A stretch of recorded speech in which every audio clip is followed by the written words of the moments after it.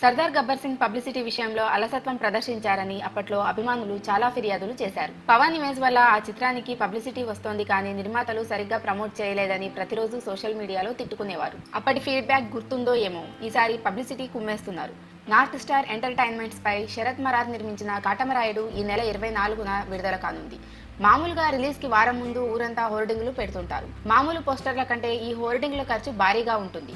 అయినప్పటికీ విడుదలకి చాలా రోజుల ముందే హైదరాబాద్ సిటీలోని పెద్ద పెద్ద హోర్డింగ్లన్నీ కాటమరాయుడు పోస్టర్లతో కలకలాడుతున్నాయి. ఒక్కసారి రోడ్డు మీదకు వెళితే ఎటు చూసినా పవన్ కళ్యాణ్ హోర్డింగ్లే కనిపిస్తూ ఉండడంతో అభిమానులకు రెండు కళ్ళు చాలడం లేదు. ఇంత అగ్రెసివ్ గా ఈ మధ్య కాలంలో పవన్ కళ్యాణ్ సినిమా ఏదీ ప్రమోట్ చేయలేదని, ఇదే రేంజ్ లో టీవీ పబ్లిసిటీ కూడా అదరగొట్టినట్టయితే ఓపెనింగ్ అదిరిపోతుందని ఫ్యాన్స్ చెప్పుకుంటున్నారు. ఈ నెల 18న హైదరాబాద్ లో ప్రీ రిలీజ్ వేడుక ఘనంగా చేసే పనిలో ఆల్రెడీ నిర్మాత బిజీగా ఉన్నారు.